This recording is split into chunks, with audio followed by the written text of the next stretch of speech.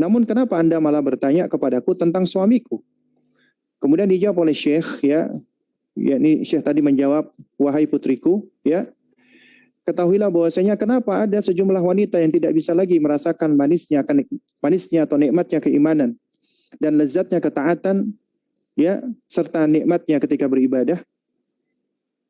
Itu karena baginda Nabi yang mulia alaihi wasallam, beliau pernah bersabda, wala tajidul mar'atu halawatal iman hatta tu'addiya haqqa zawjiha. Ya. Tidaklah seorang wanita itu dia bisa merasakan lezatnya keimanan, manisnya keimanan sampai dia memenuhi hak-hak suaminya.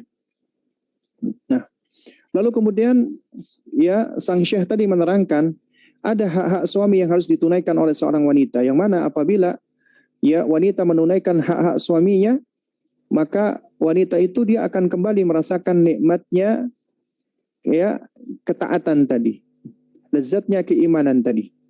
Ya. Baik, jamaah sekalian dimuliakan Allah Subhanahu wa taala, ya. Di dalam riwayat yang lain pernah suatu ketika ya ada seorang ya sahabat wanita yang datang, lalu kemudian ya di dalam riwayat itu Nabi SAW bertanya kepada wanita tadi. Ya, Nabi bertanya, ya, apa namanya? Atudata ba'alin, ya. Apakah engkau sudah memiliki suami? Lalu wanita tersebut menjawab, iya. Iya. Iya. Dan kemudian Nabi SAW bertanya kepada wanita tadi, ya, kaifa anti lahu? Bagaimana sikapmu terhadapnya? Lalu kemudian wanita tersebut ya menjawab apa? La alu, artinya la uqassiru fi ta'ati. Ya, saya tidak pernah meremehkan ketaatan kepada suamiku. Lantas Nabi SAW berkata kepada wanita tadi, ya, menasihati wanita tadi, fanduri aina anti minhu, innama huwa jannatuka wa naruka. Ya, hendaknya engkau perhatikan bagaimana dirimu, sikapmu terhadap dirinya, terhadap suamimu. Karena sesungguhnya suamimu itu adalah surgamu atau nerakamu. Ya. Baik, jamaah sekalian yang muliakan Allah Subhanahu wa taala. Jadi, ya, ucapan ya bahwasanya seorang wanita itu tidaklah merasakan manisnya iman sampai ia memenuhi hak-hak suaminya, ini adalah hadisnya Nabi SAW. Jadi artinya seorang wanita wajib mengetahui tentang apa hak-haknya suami. Haknya suami yang wajib ditunaikan oleh seorang wanita. Sehingga manakala seorang wanita dia menunaikan hak-hak suaminya, maka dia akan mendapatkan lezat atau kenikmatan iman yang ada di dalam dirinya. Bahkan di dalam riwayat yang lain disebutkan bahwa di antara kriteria syarat diterimanya amalan seorang wanita, ya, itu adalah atas keridhaan suaminya. Suaminya ridha dengan dirinya. Itu disebutkan di dalam sebuah hadis yang juga sahih, yaitu Nabi SAW bersabda, wala tu'addil mar'atu haqqallah azza wa jalla hatta tu'addi haqqa zawjiha, ya, kullihi, ya. Jadi kata Nabi SAW, seorang wanita tidaklah dikatakan memenuhi hak-hak Allah sampai ia memenuhi hak suaminya secara penuh. Artinya wanita itu belum dikatakan memenuhi haknya Allah sampai dia memenuhi hak-haknya suaminya secara penuh. Ya. Nah, ini adalah di antara ya sabda Nabi yang mulia alaihi salatu wassalam, ya. Yaitu apa? Yaitu tentang kewajiban bagi wanita untuk menunaikan hak suami, ya. Lalu kemudian pertanyaan yang kedua, untuk melaksanakan sunnah, istri membangunkan suami untuk sholat malam, lalu memercikkan air, apakah perlu meminta izin suami, Ustadz? Ya, bagaimana jika suami tidak mengizinkan, Ustadz? Dan biasanya jika dibangunkan sebelum subuh sering menolak, jadi lebih sering membiarkan suami tidur sampai azan subuh, karena baru bangun jika diberitahukan sudah azan. Jika kondisinya seperti ini, apa yang dilakukan sudah tepat, Ustadz, atau tetap lebih baik dibangunkan untuk sholat malam? Baik, jadi yang lebih tepat adalah ya hendaknya suami dan istri tadi ya itu sudah sama-sama ya berazam, berniat bahwasanya mereka akan saling sholat malam dan saling membangunkan apabila salah satunya itu masih tidur, ya. Nah, juga demikian, ya, sekiranya istri menduga kuat bahwasanya suami ini senang atau dia mau, tidak keberatan dibangunkan untuk bangun sholat malam, maka hendaknya bangunkan dia. Namun apabila sang suami misalnya dia lelah, dia capek atau dia enggan, ya, lalu ya sang istri tahu hendaknya dia tidak usah membangunkan suaminya dalam kondisi-kondisi seperti ini, ya. Jadi biarkan suaminya beristirahat jika dalam kondisi lelah atau capek atau yang semisalnya, ya. Dan kita tahu bahwasanya, ya, qiyamul lail itu hukumnya adalah sunnah, ya, hukumnya adalah sunnah. Nah, sementara kita tidak boleh memaksa suami ataupun sampai mengganggu dia, ya. Meskipun memang seorang yang beriman hendaknya dia tidak merasa terganggu apabila dia diingatkan ataupun dia dibangunkan untuk melakukan sholat malam. Seharusnya demikian. Tapi ternyata memang ada, ya, ada laki-laki yang ketika dia dibangunkan untuk sholat malam dia enggan, dia tidak mau, ya. Bahkan bisa jadi dia marah. Nah, kalau memang misalnya dia dibangunkan dia marah-marah, ya, apalagi istrinya dimarah-marahin, maka lebih baik dia tidak usah membangunkan suaminya. Silakan dia beribadah sholat malam sendiri, kemudian bermunajat kepada Allah, minta kepada Allah, ya, curhat kepada Allah, ya, merengek-rengek kepada Allah, minta agar Allah menolong dirinya dan memberikan hidayah kepada suaminya. Itu tentunya lebih baik, ya, ketimbang dia membangunkan suami tapi malah menyebabkan suaminya menjadi marah-marah, ya. Nah, kecuali apabila, ya, diduga kuat suaminya tidak marah dan malah senang, ya. Bagaimana jika suami malas pulang ke rumah karena masih tinggal dengan mertua, ya? Bagaimana jika suami malas pulang ke rumah karena masih tinggal dengan mertua? Jadi ini pertanyaannya masih ambigu, ya. Yang tinggal dengan mertua siapa? Istrinya atau suaminya ini? Ya, intinya adalah kalau suami malas pulang ke rumah, ya, berarti ada sesuatu yang menyebabkan suami merasa tidak nyaman di rumah tersebut, ya. Nah, jadi suatu hal yang baik adalah, ya, pasangan atau seorang istri ketika dia merasakan ketidaknyamanan suaminya, maka dia berusaha mencari tahu apa yang menyebabkan suaminya menjadi tidak nyaman, ya. Dia bisa mencari tahu dengan cara mengamati, melihat, memperhatikan, dan juga boleh bertanya kepada sang suami. Ya, tentunya harus memperbaiki komunikasi pula, ya, dengan sang suami agar tahu apa masalahnya, apa yang menyebabkan sang suami itu merasa tidak nyaman ketika dia pulang ke rumah. Itu yang perlu dia identifikasi. Ya, apakah karena memang ada sikap-sikap, ya, sebagai istri kita mungkin menyebabkan suami tidak nyaman, atau mungkin ada sikap-sikap mertua atau yang lainnya. Ya, ini hal-hal yang perlu dicari tahu dulu. Karena kita nggak bisa, ya, mencari suatu solusi atau penyelesaian sebelum kita bisa mengidentifikasi problemnya dulu. Ya, mencari tahu akar masalahnya dulu. Ya, kayak misalnya suami enggan pulang, malas pulang. Nah, ini kenapa dia enggan pulang? Malas pulangnya kenapa? Nah, itu harus dicari tahu dulu alasannya. Dan berarti untuk mencari tahu memang harus ada keterbukaan. Harus ada komunikasi yang baik, harus ada kepercayaan. Dan baru kemudian bisa dimusyawarahkan untuk mencari solusinya. Supaya bisa membentuk dan menciptakan iklim yang nyaman. Sehingga bisa menjadikan rumah itu adalah seperti baiti jannati, ya. Kemudian pertanyaan berikutnya, Ustadz, bagaimana jika seorang suami tidak sholat dan jarang mengajarkan tentang agama kepada anak? Ya, bagaimana dia mau mengajarkan agama? Sholat aja dia tidak sholat, ya. Haknya Allah aja tidak dia tunaikan. Bagaimana dia mau mengajarkan agama? Agama seperti apa yang akan diajarkan oleh laki-laki yang tidak sholat, ya? Nah, tapi menginginkan anak yang soleh dan soleha, ya, ini adalah kebanyakan impian. Orang-orang cuma bisa mimpi saja, cuma bisa berangan-angan saja, ya. Nggak mau melakukan apa-apa, tapi pengen sesuatu, menginginkan sesuatu tapi tidak ingin, ya, tapi tidak dengan cara berusaha untuk meraih sesuatu tersebut, ya. Ini seperti ucapan seorang penyair yang mengatakan tarjun tarjun najata walam tastuk masalikaha, ya, wa inna safinata la tajri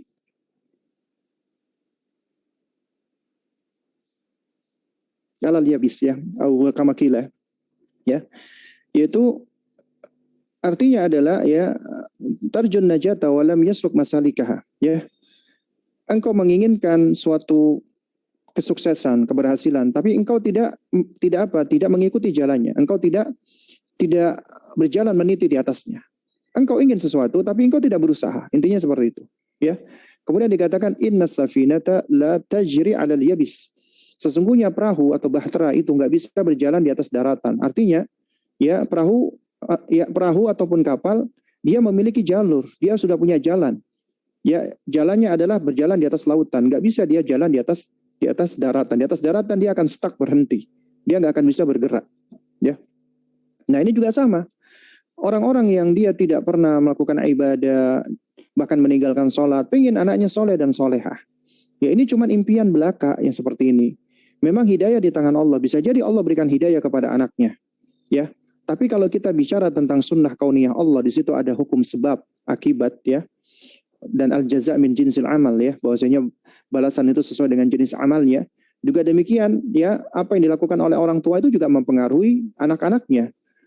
Orang tua atau suami yang enggak sholat, ya, lantas bagaimana dia bisa mengajarkan anaknya untuk sholat sementara dia tidak sholat? Bagaimana dia bisa mengajarkan tentang menunaikan hak-haknya Allah sementara dia sendiri melalaikan haknya Allah Subhanahu wa taala? Bahkan kalau kita bawa ke dalam bahasan, ya, tentang hukum tarikus sholah, ya, orang yang meninggalkan sholat dengan sengaja, ya, bukan karena meyakini sholat tidak wajib. Kalau meyakini sholat tidak wajib meskipun dia sholat, dia sudah kafir.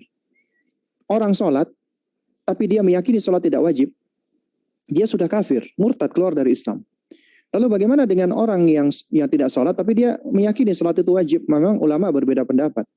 Jumhur ulama, ya, dari 4 imam mazhab berpendapat bahwa orang yang meninggalkan sholat, ya, karena malas, maka dia tidak dikafirkan, tapi dia jatuh kepada kemaksiatan yang besar, lebih besar daripada maksiatnya seperti orang yang jatuh kepada minum khamar, berzina, dan yang semisalnya.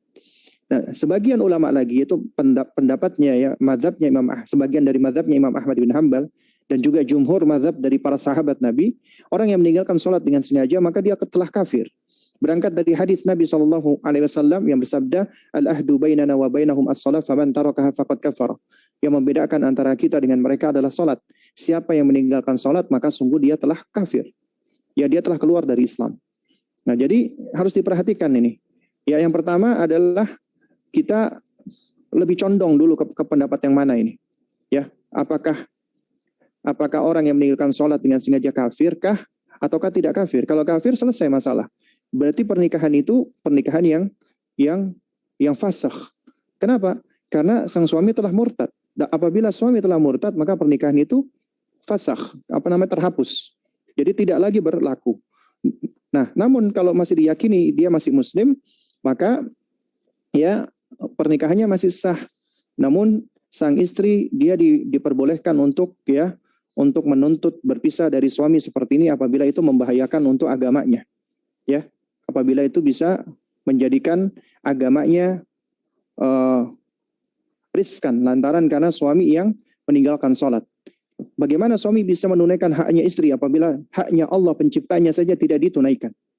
Ya, nah, jadi dalam hal ini, ya, apa yang dilakukan oleh istri apabila mendapati suami yang tidak sholat, ya? Jadi hal ini maka, ya, ada perincian sebenarnya. Jika suami ini tidak pernah sholat sama sekali, nggak pernah sholat sama sekali, 5 waktu, sholat Jumat, bahkan sholat Id pun juga nggak pernah, berarti dia telah meninggalkan semua, ya, perkara-perkara yang zahir dari arkanul Islam. Dia nggak pernah sholat, nggak pernah puasa dan lain sebagainya. Maka, ya, meskipun dia mengucapkan syahadat, ya, itu menurut pendapat yang lebih rajih, maka dia bukanlah seorang muslim lagi ketika dia tidak pernah sama sekali sholat. Ya, nggak pernah sama sekali sholat. Nah, cuman kalau dia masih sholat masih bolong-bolong, ya, sholatnya masih bolong-bolong, ya. Nah, dalam kondisi seperti ini yang lebih aman, lebih selamat adalah, ya, dia masih dianggap sebagai seorang muslim, tapi dia adalah seorang muslim yang tidak adil. Artinya dia tidak muslim yang tidak baik, ya, muslim yang fasik, ya. Muslim yang jatuh kepada perbuatan maksiat yang besar, ya, sehingga, ya, seorang muslim yang seperti ini pun juga dia tidak tepat dan tidak benar untuk dijadikan wali apabila dia punya anak perempuan, karena dia tidak adil, tidak memiliki sifat keadilan, ya. Karena sifat keadilan itu adalah harus menunaikan hak-haknya Allah Subhanahu wa taala. Ya. Nah, jadi kalau punya suami seperti ini maka ya harus apa? Kita banyak mendekat kepada Allah Subhanahu wa taala, banyak bertobat kepada Allah, karena suami kita itu adalah pilihan kita, jadi nggak lepas dari kesalahan kita. Jadi manakala dia itu banyak meninggalkan ibadah, maksudnya dia hampir nggak pernah sholat, maka yang lebih baik kita lakukan adalah, ini juga ada perinciannya. Kalau kita masih mengharapkan kebaikan darinya, ya kita masih mengharapkan dia masih bisa dinasehati, masih bisa diberitahu, maka hendaknya kita bersabar dengan dia dan kita banyak berdoa kepada Allah dan banyak mengajak berdakwah, ya, supaya suami kita mendapatkan hidayah. Namun kalau misalnya ya melihat sifat karakteristiknya suami dan kita pesimis dia berubah, maka lebih baik adalah kita tidak bersama dengan laki-laki seperti ini. Kenapa? Karena akan bisa merusak dan mempengaruhi agama kita dan anak-anak kita. Ya. Bagaimana jika seorang istri yang ilmu agamanya kurang cukup untuk mendidik anaknya, baik dalam mengajarkan agama untuk anaknya? Ya harus belajar. Ya. Jadi tidak ada kata terlambat untuk belajar. Dan alhamdulillah, berapapun usia kita, ketika kita sadar, itu berarti Allah memberikan kita taufik, Allah memberikan kita hidayah, sehingga kita sadar, kita butuh dengan ilmu, sehingga kita harus belajar. Dan belajar itu juga harus yang benar, harus sistematis, harus taksil, yaitu dari yang paling penting, kemudian ke bagian-bagian yang penting, kemudian belajar dari yang mudah-mudah dulu sebelum belajar ke yang berat-berat. Kemudian belajar itu juga harus selektif, mencari guru, dan belajar itu membutuhkan waktu yang panjang. Dan belajar itu juga harus bersabar. Ya. Jadi intinya adalah terus belajar. Ya. Tidak ada kata terlambat untuk belajar. Ya. Dan terus memperbaiki diri. Dan terus kita memperkuat ya alaqah atau hubungan kita dengan Allah Subhanahu wa taala. Insyaallah Allah akan menolong kita dan membantu kita dan mendekatkan kita dengan selainnya. Bagaimana jika suami di rumah sibuk baca Al-Qur'an dan ibadah untuk diri sendiri, tapi tidak mau membantu istri saat minta tolong menjaga anak-anak? Ya, ini adalah suami yang egois, ya. Suami yang selfish. Dan suami yang, mohon maaf ya, yang tidak paham tentang kewajiban-kewajibannya. Padahal mengurusin anak itu bukan tugasnya istri doang. Dia juga punya kewajiban untuk ngurusin anak. Untuk apa? Untuk menjaga anak. Untuk membersamai anak. Untuk untuk menyediakan waktunya untuk anak-anaknya, untuk ngajarin anaknya, untuk mendidik anaknya. Jadi sebenarnya kalimatnya bukan tidak mau membantu istri, bukan. Ya, karena itu tugasnya dia, tugasnya suami, bukan tugasnya istri. Kalau tugasnya istri, maka ketika dia menolong menjaga anak-anak berarti dia membantu istri, bukan. Tapi itu kewajiban dia. Kewajiban dia adalah juga harus turut serta di dalam pendidikan anak-anak. Jadi bukan membantu istri. Ya. Tapi itu merupakan bagian dari tanggung jawabnya dia. Ya. Jadi suami dan istri punya kewajiban sama-sama harus menjaga, memelihara, melindungi anak-anaknya. Ya. Dan kalau dia sibuk baca Al-Qur'an dan sibuk untuk ibadah untuk dirinya sendiri, maka dia adalah orang-orang yang egois. Ya. Karena dia tidak mau memperhatikan tentang keluarganya yang ada di dalam rumahnya. Dia abaikan istri dan anak-anaknya. Ya, kalau istilahnya ya orang yang hanya ingin selamat sendiri, tapi nanti dia akan diminta pertanggungjawaban oleh Allah Subhanahu wa taala tentang bagaimana pertanggungjawabannya dia terhadap istri dan anak-anaknya. Dan dia bisa menjadi ya hamba-hamba yang merugi. Kenapa? Karena dia banyak beribadah tapi ternyata dia melalaikan kewajiban dia. Dia berusaha mensolehkan dirinya tapi dia tidak berbuat islah, yaitu tidak berusaha untuk juga mensolehkan anak dan istrinya. Ya. Dan ini adalah perbuatan orang-orang yang egois. Dan yang seperti ini maka dia harus diberikan nasihat. Ya. Harus diberitahu dengan cara baik-baik ya. Harus diubah mindsetnya dia, paradigmanya dia, karena paradigma atau mindset laki-laki yang punya anggapan bahwasanya menjaga anak-anak tugasnya seorang istri, berarti ini mindset yang keliru besar. Ya, mindset yang salah besar. Yang harus dobrak, yang harus disingkirkan mindset seperti ini, paradigma berpikir seperti ini, ya. Jadi sibuk dengan baca Al-Quran, tapi nggak mau membantu istri ngurusin anaknya. Membaca Al-Quran ibadah, memang, ya. Tapi hukumnya adalah sunnah, ya. Nah, sementara mendidik anak-anak, ya, memelihara mereka, menjaga mereka itu tanggung jawab dan amanat. Menjaga tanggung jawab dan amanat itu wajib hukumnya. Sehingga ya tidak sepatutnya perkara-perkara wajib itu akhirnya abaikan dan kemudian lebih mendahulukan hal-hal yang sunnah, ya. Nah, jadi kalau membaca Al-Quran itu hukumnya adalah sunnah sebenarnya, ya. Meskipun kita berkewajiban untuk mempelajari Al-Quran, mempelajari Quran wajib, ya. Namun kita tilawatul Quran, ya, menghafal Al-Quran itu hukumnya adalah suatu hal yang mustahab yang kita dianjurkan. Tapi tidak sepatutnya perkara-perkara yang mustahab ini menyebabkan kita lalai. Kita melupakan kewajiban kita terhadap anak dan istri kita. Jadi ini suami-suami yang, mohon maaf, adalah suami-suami yang egois, yang selfish, yang hanya memikirkan diri sendiri, ya. Padahal anak itu adalah apa? Jerih payah, ya, dan karunia yang Allah berikan atas jerih payah dari suami dan istrinya, dari laki-laki dan wanita yang telah menikah tersebut. Ya. Kemudian bagaimana pandangan Ustadz mengenai inner child yang sedang marak dibahas? Ini juga sebenarnya sudah beberapa kali ya saya bahas di dalam kajian-kajian yang lain. Apakah akan mempengaruhi hubungan suami dan anak-anak kelak? Ya bisa mempengaruhi apabila inner child itu tidak dipotong, apabila inner child itu tidak dipangkas, ya, tidak diputuskan, maka bisa mempengaruhi.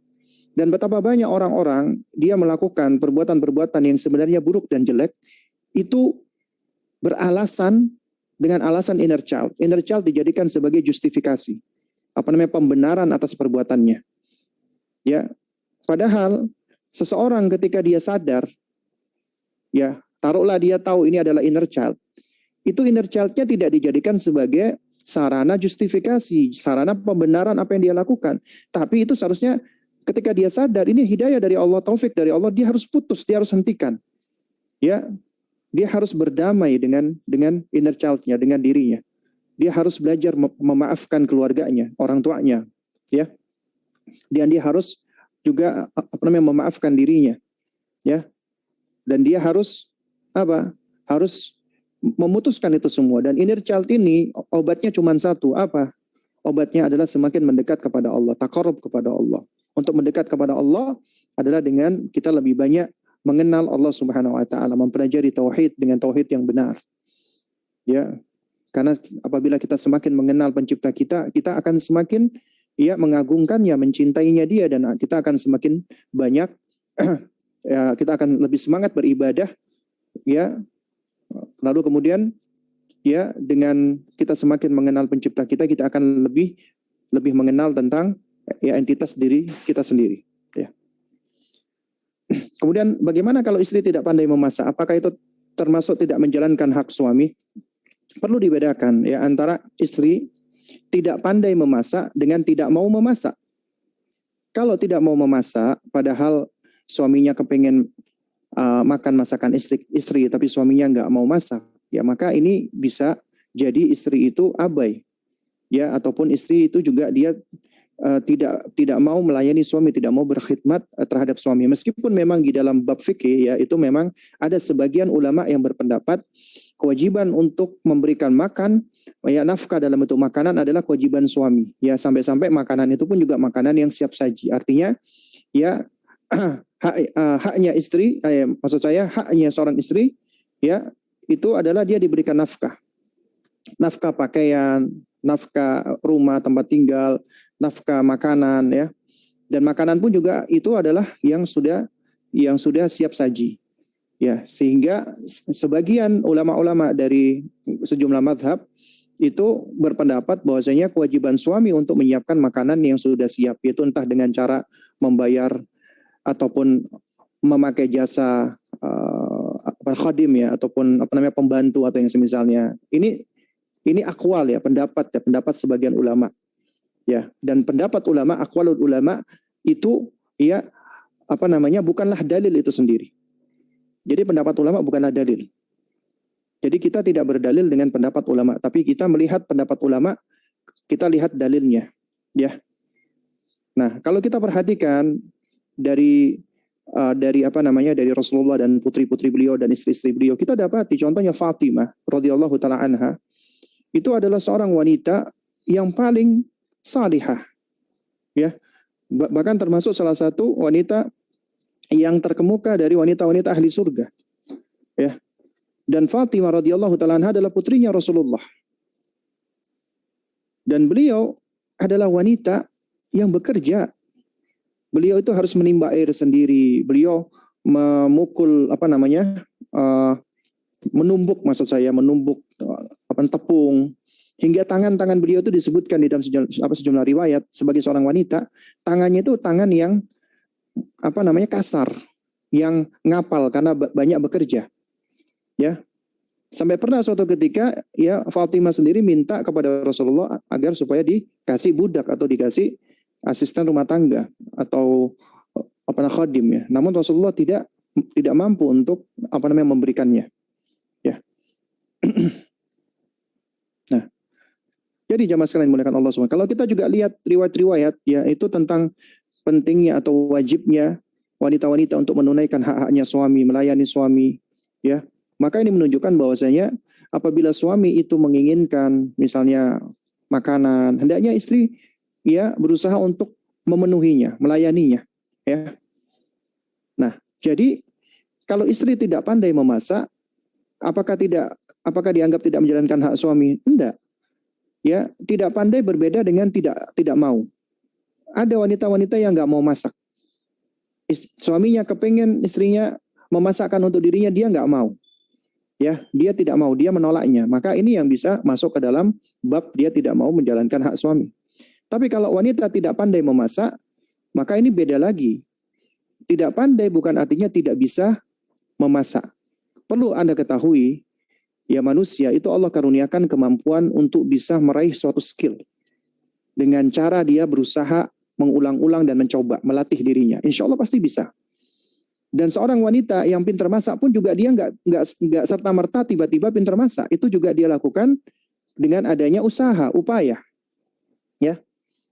Nah, oleh karena itu, Anda pun juga sebenarnya mampu untuk bisa memasak.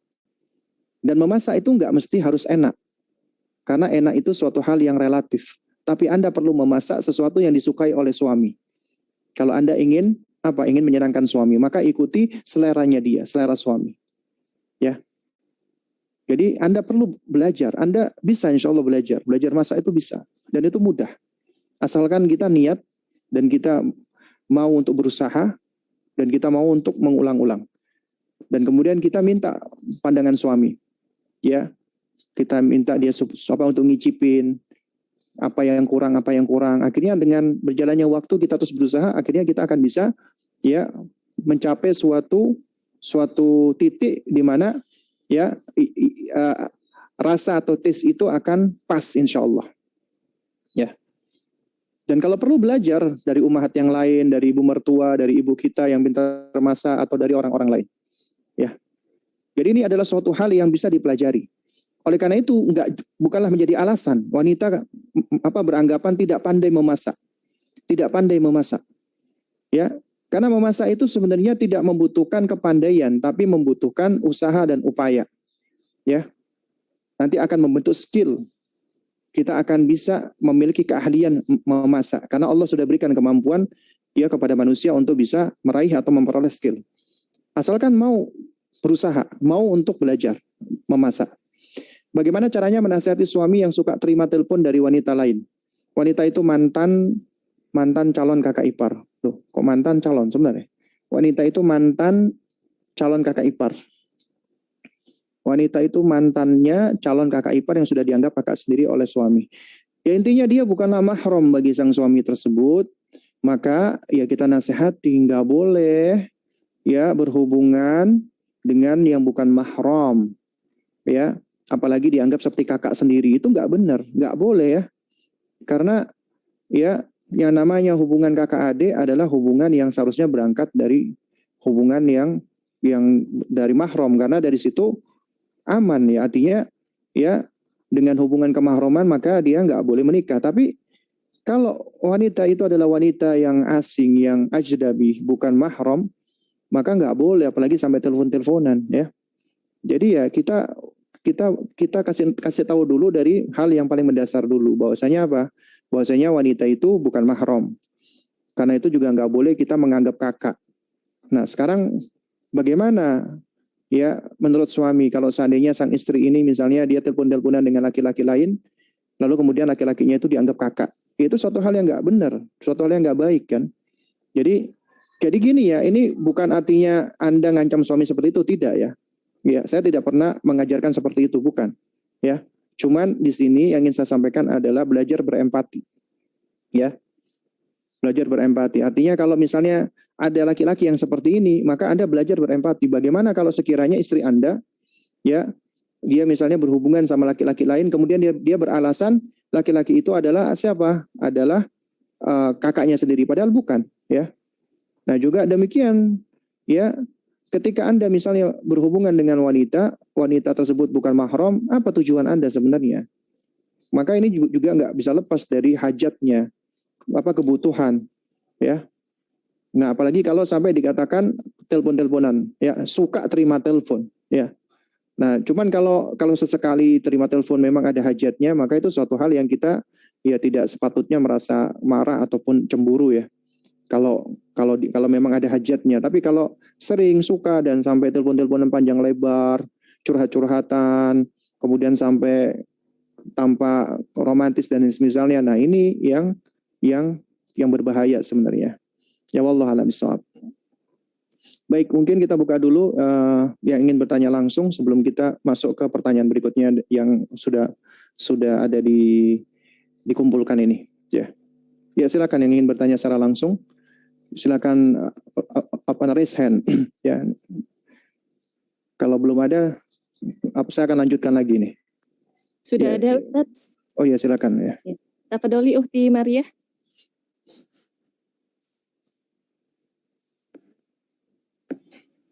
Bismillahirrahmanirrahim. Assalamualaikum warahmatullahi wabarakatuh. Waalaikumsalam warahmatullahi wabarakatuh. Ahsanallahu ilaik, Ustaz. Mohon maaf, ana izin bertanya, Ustaz. Bagaimana mengenai orang-orang yang mengatakan bahwasanya perempuan itu sebenarnya tidak perlu belajar gitu setelah mereka menikah, karena kan setelah menikah itu kita harus fokus melayani suami, dan ada hadisnya bahwasanya ketika seorang wanita itu melaksanakan sholat 5 waktu, kemudian berpuasa Ramadan, kemudian dan taat ya, intinya taat kepada suaminya, maka dia bisa masuk surga tanpa melalui pintu mana saja yang ia suka gitu. Nah, bagaimana dengan orang-orang yang berpendapat bahwasanya ya berarti tidak perlu belajar karena dengan itu saja mereka bisa masuk surga melalui pintu mana saja yang mereka inginkan. Baik ya. Untuk menjawab ini yang perlu kita pahami bersama ya. Memang Nabi SAW bersabda ya, sholatil mar'atu khamsaha. Apabila wanita itu sholat 5 waktu. Pertanyaannya, sholat 5 waktu butuh ilmu tidak? Butuh ilmu. Artinya dia harus belajar. Belajar bagaimana sholat yang baik, sholat yang benar, syarat-syaratnya, rukun-rukunnya, tata caranya, kaifiatnya, bentuknya, jenisnya, macamnya. Itu dia harus belajar. Dan belajar ini nggak bisa cuman hanya ya setahun 2 tahun. Belajar itu adalah seterusnya.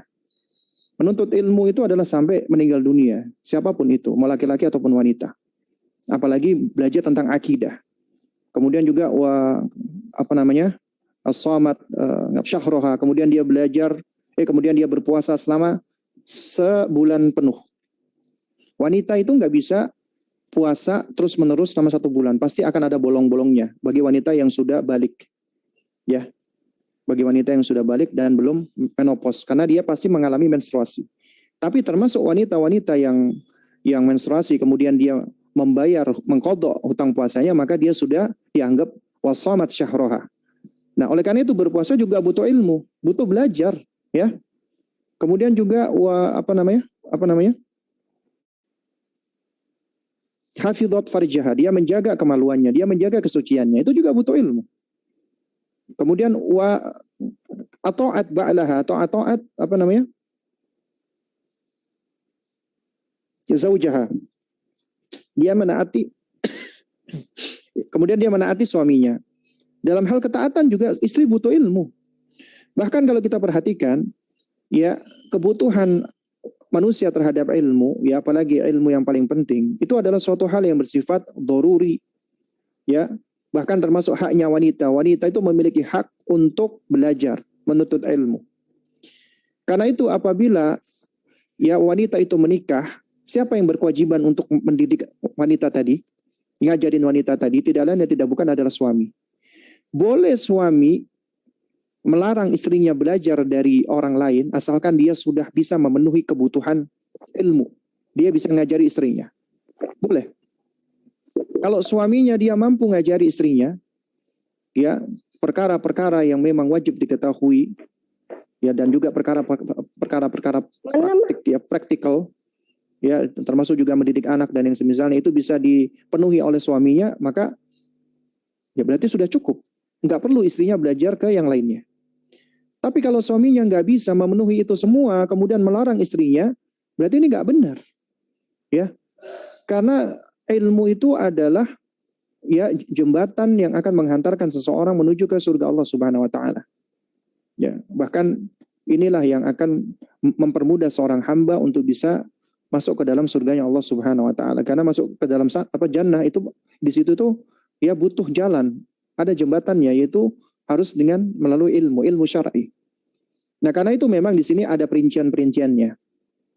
Ada rinciannya. Pertama, apabila suami melarang istri belajar tentang ilmu-ilmu pokok, ilmu-ilmu yang wajib diketahui, seperti ilmu akidah, ilmu tentang salat, ilmu tentang puasa, ilmu tentang zakat, ya, ilmu-ilmu yang wajib diketahui oleh seorang muslim, ya, suaminya melarang dan suaminya tidak mengajarkan, maka berarti suami telah melarang, telah memutuskan haknya istri untuk bisa mendapatkan ilmu yang syar'i, ilmu yang wajib dia ketahui.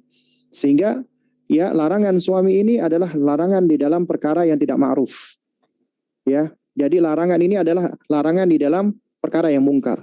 Perkara yang mungkar tidak boleh ditaati. Ya. Nah, ini penting untuk kita pahami. Nah, terus kemudian yang kedua, apabila suami melarang istrinya dari belajar, ya, misalnya dari menuntut ilmu, ya. Nah, tapi ini menuntut ilmu yang sifatnya bukan suatu hal yang doruri, bukan suatu hal yang wajib dia ketahui. Misalnya dia ingin belajar ilmu hadis misalnya, ya, dan perangkat-perangkatnya, atau ilmu usul fiqh dan perangkat-perangkatnya, ya. Maka ketika suami melarang dia, ya, untuk mempelajari, misalnya bukan artinya melarang belajar dari buku juga nggak boleh misalnya, ya, tapi melarang dia untuk belajar dari seorang guru atau ustadz, maka kita wajib menaati suami. Ya. Dalam artian larangan dia adalah bukan larangan bersifat mutlak. Jadi kita tetap boleh belajar, ya. Cuman yang paling penting dulu kita pelajari, ataupun kita belajarnya misalnya dari sarana buku misalnya. Nah, tapi kalau dia melarang secara mutlak, maka kita boleh untuk tidak menaati suami. Karena kenapa? Larangan dia adalah larangan di dalam perkara mungkar. Ya, kalau suami melarang istrinya, ya, belajar, menuntut ilmu secara mutlak, ini tidak diperbolehkan. Apalagi kalau suami dia tidak bisa memenuhi kebutuhan tersebut. Ya. Nah, terus kemudian, ya, jemaah sekalian, ya, kemudian yang ketiga, poin ketiga, ya, ada sebagian suami yang dia merasa nggak nyaman atau bahkan cemburu mungkin ketika istrinya itu ikut kajian dari ustadz-ustadz laki-laki atau ustadz ikhwan. Ya, sang suami ini merasa cemburu. Lalu dia melarang istrinya untuk belajar. Larangan dia karena dia merasa cemburu, karena nanti istrinya begini-begini nanti apa atau dikhawatirkan. Nah, yang seperti ini adalah haknya suami. Boleh suami melarang istrinya dengan alasan-alasan yang seperti ini. Itu dalam artian dia tidak melarang secara mutlak, bukan artinya istrinya nggak boleh belajar. Silakan kamu belajar, tapi kamu belajarnya misalnya dengan sama-sama akhwat, dengan ustazah, atau dengan ustadz yang lainnya. Nah, cuman kalau ustadz ini jangan, misalnya seperti itu. Maka kita wajib untuk menaati suami, atau suami melarang istrinya untuk datang ke majelis kajian. Nah, wanita mau keluar rumah harus izin suami. Wanita mau meninggalkan rumahnya harus izin suami. Ya. Nah, kalau suami melarang istrinya untuk datang ke majelis taklim, taati suami. Ya. Asalkan suami tidak melarang secara mutlak, istrinya nggak boleh belajar sama sekali. Ya. Jadi artinya di sini suami melarang dia untuk belajar dalam kondisi-kondisi yang tentu saja gitu loh. Ya. Jadi wallahu taala alam shawab ya. Ya. Silakan Bu, siapa dulu ini? Apa Bu Elwina atau Bu Aisyah? Nah, Oh, Bu oke. Aisyah silakan. Tafadholi. Bu Aisyah Latifah dulu ya. Ya, silakan. Assalamualaikum warahmatullahi wabarakatuh. Ya, waalaikumsalam warahmatullahi wabarakatuh. Barakallahu fiik Ustaz. Ya, wafiq barakallah. Afwan, Ana punya anak umur 10 tahun itu. Anak dari suami. Nah, sudah 5 bulan ini dia tidur sama kami ke kamar, bahkan sekasur. Bagaimana cara Ana menyikapi hal ini gitu? Karena hal itu terjadi karena si anak itu trauma ditinggal oleh ibu kandungnya pada saat dia sedang tidur. Ana mohon pencerahannya dari Ustadz. Baik. Baik ya. Barakallahu fiik Ustadz. Wafiq barakallah. Baik. Jadi sebenarnya di antara tuntunan kenabian adalah ya ketika Nabi memerintahkan kita untuk memerintahkan anak kita sholat ya. Ya. Nabi mengatakan ya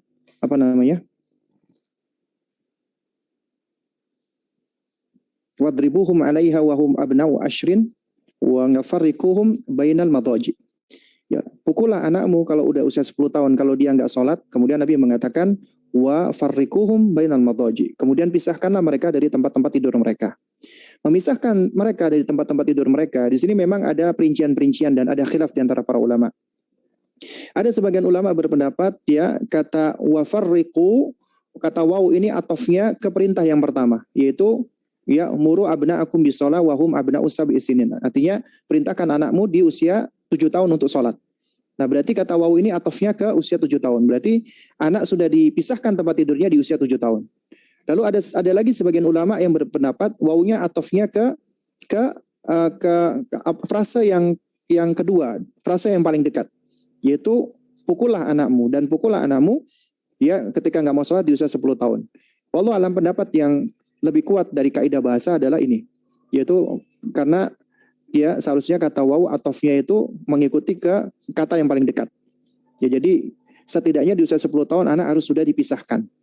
Kemudian cara pemisahannya adalah ya, yakni anak laki-laki dipisahkan dengan anak laki-laki, dipisah ranjang.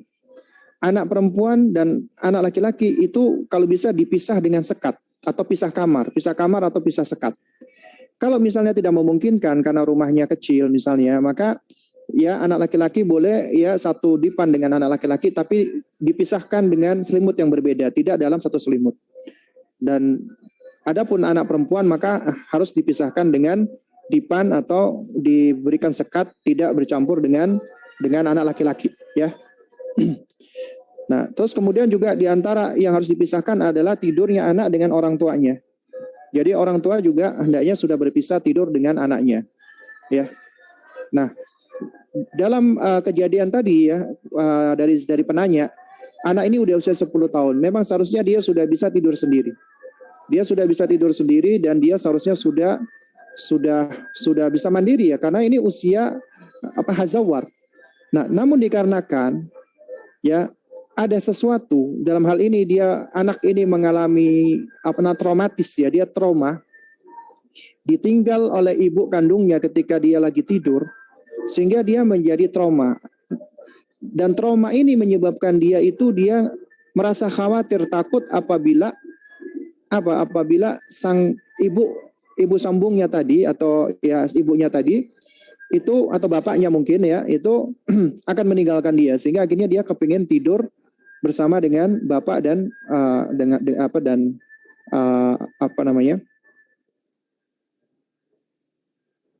ibu sambungnya tadi ya.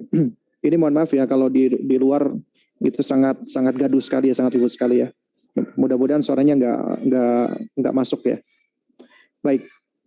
Jadi jamaah sekalian yang dimuliakan Allah Subhanahu wa taala ya. Kalau dalam kondisi seperti ini, maka ini adalah kondisi-kondisi yang memang di luar dari itu ya, di luar dari dari kondisi yang normal. Berarti di sini ada hal-hal yang memang menyebabkan sang anak ini dia melakukan hal ini karena memang ada traumatis ya. Nah, tapi ya hal yang menjadikan trauma buat anak kita ini itu nggak boleh dibiarkan begitu saja. Artinya kita nggak boleh terus-terusan menuruti dia. Artinya kita harus berusaha untuk menerapi traumanya dia. Bagaimana caranya? Nah, tentunya caranya ini adalah suatu hal yang memang nggak bisa singkat dan butuh proses dan butuh waktu. Yang paling penting dari cara untuk menerapi ya traumanya anak ini adalah apa? Dia merasa trauma karena dia punya kekhawatiran, punya ketakutan. Dia punya kekhawatiran dan ketakutan, itulah yang membentuk akhirnya dia pengen tidur dengan orang tuanya. Nah, kita harus menerapi rasa takutnya, khawatirnya ini. Nah, di antara caranya adalah kita harus membentuk kepercayaan dan juga keamanan, kenyamanan dan ketenangan dia. Berarti harus ada trust, harus ada kepercayaan. Nah, tapi sebelum itu kita harus berikan yang paling mendasar. Apa itu yang paling mendasar? Adalah tauhidnya dulu. Kita harus ajarkan kepada dia bahwasanya ya kita semua ini adalah makhluk ciptaan Allah. Allah yang menciptakan kita, Allah yang memiliki kita, Allah yang berhak mengambil kita anytime kapanpun ya. Itu semua adalah haknya Allah Subhanahu wa taala. Jadi pondasi pertamanya adalah tauhid, dan juga kita ajarkan kepada anak kita tadi yang bisa memelihara kamu, menjaga kamu ya, dan terus membersamai kamu itu adalah Allah. Abi, Umi nggak bisa, itu harus kita ajarkan. Jadi kita ajarkan agar mereka selalu bergantung kepada Allah. Itu ya pondasi pertama. Kemudian pondasi yang kedua ya, yang juga kita ajarkan kepada anak kita tadi, kita harus membangun kepercayaan dirinya. Ya, kita harus membangun dia percaya dengan dirinya, dan dia belajar untuk mempercayai orang lain termasuk Abi sama Uminya. Dan kita sampaikan bahwasanya ya Abi sama Umi insya Allah tidak akan meninggalkan kamu. Dan kita tunjukkan kasih sayang kita. Umi sayang sama kamu, Umi cinta sama kamu, Abi sayang sama kamu, ya Abi cinta sama kamu. Ya, dari rasa sayang dan cinta ini itu kita nggak akan meninggalkan orang yang kita sayangi gitu loh. Jadi ini hal-hal yang perlu kita sampaikan agar dia merasa disayangi, diakui, dicintai. Ya, dan kemudian juga yang nggak kalah pentingnya adalah kita banyak berdoa kepada Allah. Ya, agar anak ini diberikan kekuatan, diberikan hidayah. Dan ini kita lakukan terus ya. Dan kemudian kita latih. Artinya ya mungkin dia bolehlah selama beberapa hari tidur sama kita, lalu kemudian kita minta dia tidur di kamarnya. Tidur di kamarnya awalnya mungkin temani dulu awalnya ya, mungkin gantian, Abinya dulu nemani, Uminya dulu menemani ya, lalu kemudian setelah itu ya mulai ditemani, tapi tidak dalam dalam satu waktu, tapi hanya separuh waktu. Misalnya dia sudah tidur kemudian dia sudah bisa ditinggalkan. Ya intinya seperti itu. Jadi harus dilakukan secara pelan-pelan. Allah alam bissawab. Baik ya. Silakan Bu Elwina. Assalamualaikum Pak Ustadz. Waalaikumsalam warahmatullahi wabarakatuh. Semoga selalu dalam keadaan sehat dan dalam perlindungan Allah. Amin. Amin. Pak Wanti kadalik ya. Saya mau tanya terkait materi rumah sebagai tempat zikir. Itu kan salah satunya kita tidak boleh memperdengarkan musik ya. Nah, kaitannya ini saya punya satu anak saya berkebutuhan khusus, dan dalam teknik perilaku itu ada istilahnya reinforcer atau penguat perilaku yang membuat dia mau mengerjakan tugas. Nah, reinforcernya dia itu salah satu bentuknya adalah lagu-lagu iklan, kemudian video opening judul berita gitu Pak Ustadz, kan ada lagu-lagunya tuh. Nah itu yang membuat dia mau belajar gitu. Nah kalau saya tidak salah dengar, musik bagi anak masih ada keringanan. Sejauh mana keringanannya, dan kalau misalnya nanti dia mukallaf, apakah harus saya atau dia mencapai usia balik tapi dia tidak mukallaf gitu karena kan autis. Apakah boleh saya lanjutkan sebagai reinforcernya atau bagaimana gitu? Terima kasih Pak Ustaz. Baik ya. Baik, jadi memang benar ya bahwasanya ada keringanan buat anak-anak tapi tidak di dalam perkara-perkara yang haram. Ya. Seperti contohnya musik. Musik ya yang tentunya kalau di dalamnya itu ya diiringi dengan alat-alat musik ya itu adalah suatu hal yang haram. Ya haram baik untuk orang dewasa ataupun anak-anak. Dan untuk anak-anak memang mungkin mereka masih belum berdosa tapi bisa jadi orang tuanya akan diminta pertanggungjawaban. Kemudian apa yang Allah haramkan pasti mengandung keburukan, pasti itu.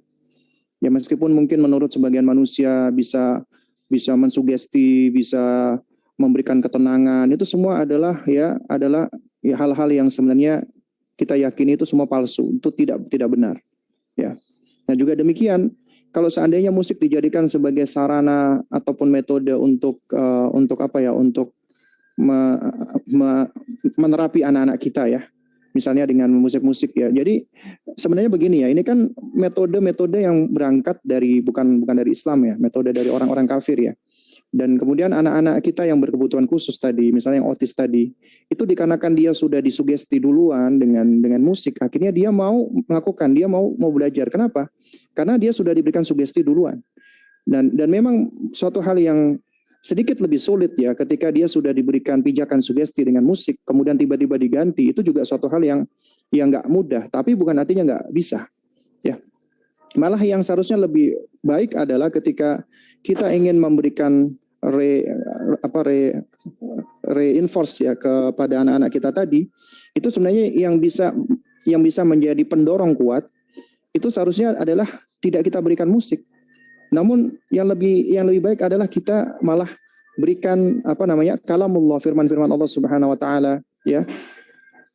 Karena ya kami meyakini ya anak-anak yang berkebutuhan khusus ya seperti autis itu sebenarnya mungkin mereka tampak kurang dari satu sisi, tapi Allah itu menciptakan makhluknya fi ahsani taqwim, dalam bentuk, dalam rupa, dalam komposisi yang paling sempurna. Ya. Bisa jadi Allah ambil sebagian tapi Allah lebihkan di sebagian yang lain. Dan saya perhatikan itu kebanyakan ya anak-anak autis itu ya dia punya kelebihan-kelebihan lain. Kelebihannya diantaranya seperti kepolosan hatinya, kejujurannya, karena mereka itu ya saking polosnya jadi tidak berbohong kecuali apabila diajarin berbohong. Mereka berat untuk berbohong, mereka berat untuk berdusta. Ya itu karena kepolosan mereka. Ya, kejujuran mereka. Ini ada sisi-sisi kelebihan yang harus disyukuri oleh para orang tua. Dan ketahuilah semakin sulit orang tua ya, misalnya mendapatkan ujian dari Allah dengan anak-anak yang berkebutuhan khusus, maka ketahuilah ya, semakin sulit ujian, kemudian kita tentunya akan semakin berat bersabar, dan semakin berat kesabaran kita, ya itu tentunya balasan Allah akan semakin baik ya. Balasan Allah akan semakin besar. Nah, oleh karena itu makanya ya saran saya, nasihat saya adalah ya harus diganti, diubah. Ya, metode. Jangan kita mempergunakan metode-metode yang kita tahu ya itu bahwasanya tidak berasal dari agama kita ya. Maksudnya berasal dari orang-orang kafir. Meskipun itu dikatakan sesuai dengan penelitian, tapi kita lebih mendahulukan ya, yaitu qala Allah wa qala Rasulullah SAW. Ya. Jadi itu mungkin nasihat saya. Wallahu a'lam bishawab. Baik, ini saya dahulukan dulu ya. Ya. Jazakallah khairan. Berarti harus bisa sama sekali ya. Ya, kalau nasihat saya adalah lebih baik dihentikan dan dicari alternatif lainnya, karena ya kita tidak sepatutnya mempergunakan ya sarana-sarana atau cara-cara yang mengandung keharaman. Kayak contoh misalnya Nabi mengharamkan dadu ya. Mau orang-orang mengatakan apa kok dadu diharamkan, nggak masuk akal banget ya, karena kita bicara agama tidak pakai akalnya fulan dan akalnya fulan, tapi kita mengikuti syariat dari Allah dan Rasulnya. Karena mereka yang lebih tahu tentang suatu bahaya dari apa yang dilarang dan maslahat dari apa yang diperintahkan.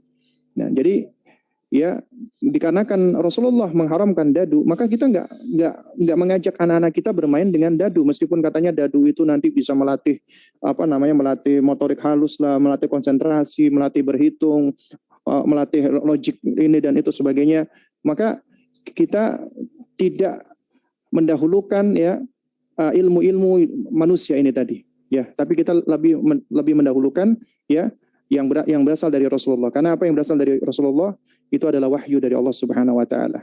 Ya. Wallahu a'lam bishawab.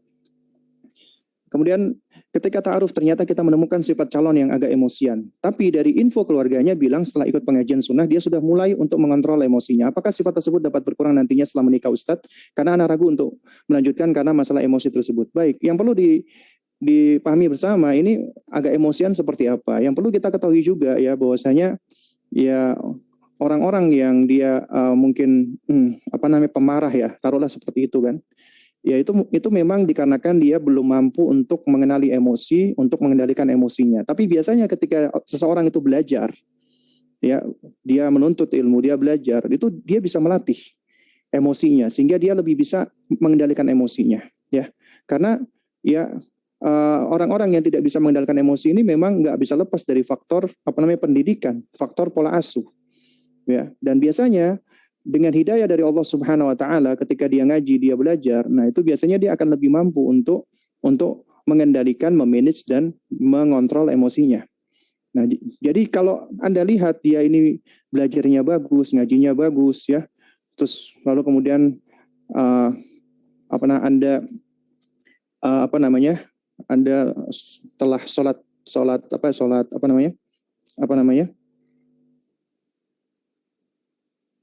istikharah ya kepada Allah Subhanahu wa taala dan Anda sudah musyawarah dengan keluarga. Lalu kemudian ya kita lihat bahwasanya secara umum ini ikhwan adalah ikhwan yang baik ya. Dan ikhwan yang baik bukan artinya dia tidak punya kekurangan ya. Dan kemudian kita melihat bahwasanya kekurangannya masih bisa kita berikan udzur ya, maka bismillah ya. Dan mudah-mudahan ya dengan menikah ya dia kita harapkan mungkin lebih bisa untuk memanage emosinya ya. Wallahu a'lam bishawab.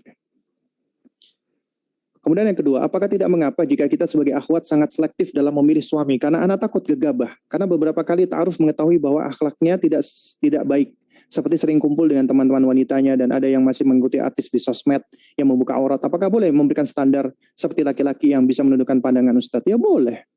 Ya. Jadi silakan akhwat itu menentukan standar, apalagi standar syar'i.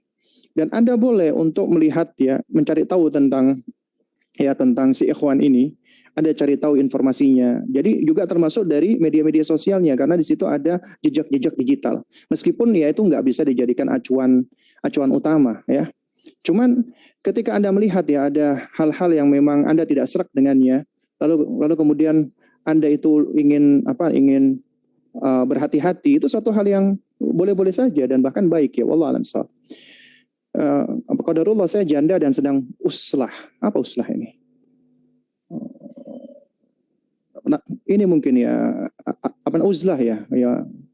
Kemudian ada lelaki atau duda yang berkenalan. Saya tidak mengatakan ta'aruf karena belum proses khitbah. Beliau ingin mengenal saya namun melalui perantara kakak saya. Beberapa minggu lalu beliau menghubungi saya melalui WA secara japri. Namun pada akhirnya saya tegas menstop untuk WA secara japri karena saya merasa hal tersebut tidak benar. Jujur saya takut karena godaan syaitan akan selalu ada meskipun via teks. Terlebih saya ada anak yang harus saya berikan contoh.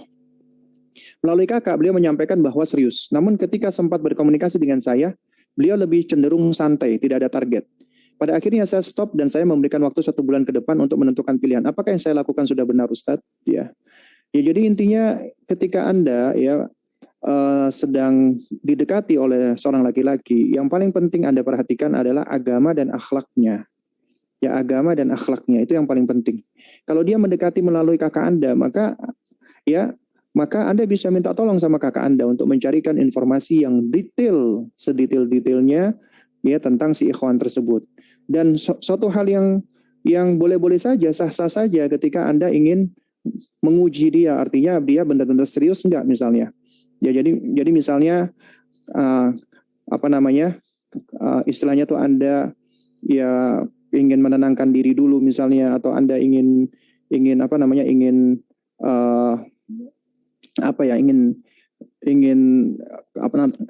tenang dulu misalnya selama 1 bulan ke depan ya. kemudian Anda ingin beristikharah, kemudian Anda ingin bermusyawarah dengan orang-orang saleh, kemudian Anda ingin mencari ketenangan agar bisa mantap, itu adalah hak Anda, sah-sah saja gitu loh. Tapi intinya kalau memang ikhwan itu baik agama dan akhlaknya, maka hendaknya jangan ditolak. Tapi kalau misalnya ada hal-hal yang janggal, yang informasinya itu menunjukkan ada hal-hal yang kurang baik, maka itu hak Anda untuk tidak menerima dia dan tidak melanjutkan. Ya wallahu a'lam bishawab. Anak akhwat lagi ta'aruf dengan seorang yang lebih muda dari anak 4 tahun. Setelah berusaha mencari tahu, katanya agama dan akhlaknya baik, sholatnya tepat waktu, udah berhenti merokok, mau belajar, dan termasuk baru belajar mengenal sunnah. Ustadz rujukannya sebagian Ustadz sunnah, sebagian lagi belum. Orangnya cukup pekerja keras dan amanah kalau kata partner bisnisnya. Mempelajari Al-Quran dan suka ngajak teman-temannya ke masjid. Di CV-nya tentang musik, ia masih mendengarkan musik. Kerjaannya jadi konten kreator juga. Jadi berurusan dengan musik dan main TikTok. Waduh. Dan ia termasuk pemusik beatbox yang ternyata dapat beasiswa kuliahnya dari sana. Apa kalau anak ragu dan mundur karena ia pemusik mendengarkan musik dan belum stabil ekonomi dan usianya lebih muda, termasuk was-was saja atau perlu dipertimbangkan?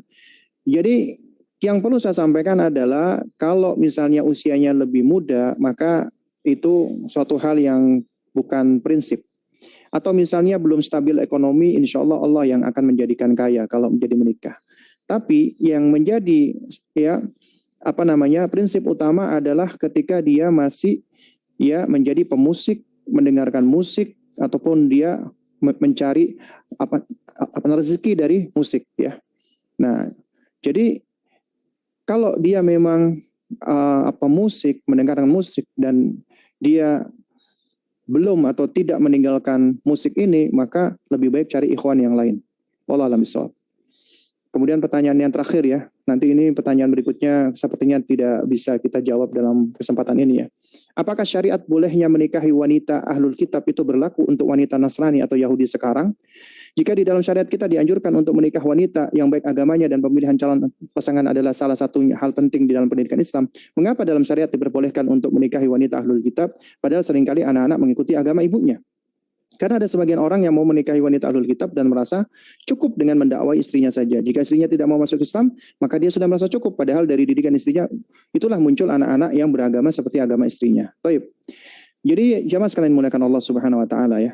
Tentang masalah menikahi wanita ahlul kitab, ya ini memang ada perinciannya dan juga ada khilaf di dalamnya. Ini suatu hal yang kita tidak bisa pungkiri ya.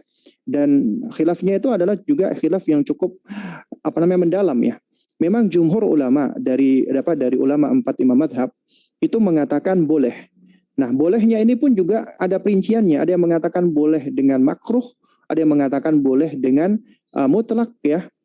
Dan kemudian juga dari sebagian ulama itu melarang atau mengharamkan ya.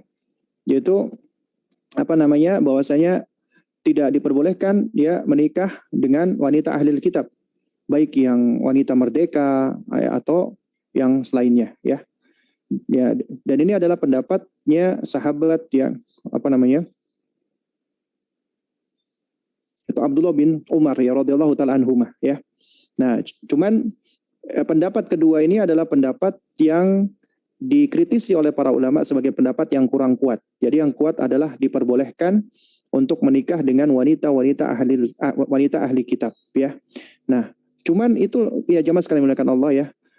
Tapi bukan artinya boleh itu dianjurkan untuk menikah dengan wanita ahli kitab. Dan itu pun juga masih ada lagi khilaf berikutnya. Ya, seperti contohnya Al-Imam Syafi'i rahimahullah. Beliau punya pendapat ya mentakyid, yaitu kebolehan menikah dengan wanita ahli kitab adalah dari Bani Israel. Ya, Yahudi Nasrani tapi dari Bani Israel. Karena itu misalnya ada orang Indonesia masuk agama Kristen atau dia orang Indonesia Kristen misalnya, ya maka dia tidak termasuk dia dari Bani Israel. Sehingga dia tidak disebut dengan ahlul kitab. Ya, sehingga dia tidak boleh dinikahi. Ini pendapatnya Imam Syafi'i ya. Dan sebagian ulama lain lagi itu menjelaskan boleh asalkan mereka Yahudi dan Nasrani. Tidak dipersyaratkan dia harus termasuk Bani Israel. Karena ayatnya adalah ayat yang umum, yang am. Sehingga kalau mengkhususkan maka harus ada dalil pengkhusus. Cuma di sini yang seringkali dilupakan ya, kalau kita lihat ya, dalil yang memperbolehkan Al-Maidah ayat 5. Allah Subhanahu wa taala mengatakan apa? Wal muhsanati minal mu'minati. Ya, wal muhsanati minal mu'minati artinya adalah wanita-wanita beriman yang menjaga kehormatannya dia, menjaga kemaluannya dia, menjaga kesuciannya dia. Pertama wanita-wanita beriman. Kemudian wal muhsanatu minal ladzina utul kitab min qablikum. Dan wanita-wanita yang menjaga kesuciannya dari ya mereka-mereka yang diberikan kitab sebelum kamu, yaitu dari ahlul kitab. Tapi di sini Allah menyebutkan al-muhsanat. Al-muhsanat artinya adalah wanita-wanita yang menjaga kehormatan. Wanita-wanita yang dia tidak suka melakukan perbuatan-perbuatan seperti berzina atau menghinakan dirinya, ya. Nah, jadi kita lihat orang-orang ahli kitab yang seperti ini masih ada tidak? Yang dia menjaga kesucian dirinya, ya. Terus kemudian juga yang perlu kita perhatikan lagi ya, memang ada sebagian sahabat Nabi ya ridwanullah alaihim ajmain itu menikahi wanita-wanita Nasrani dan wanita Yahudi. Sahabat Utsman ya radhiyallahu taala anhu ya, beliau menikahi ya seorang wanita bernama apa namanya?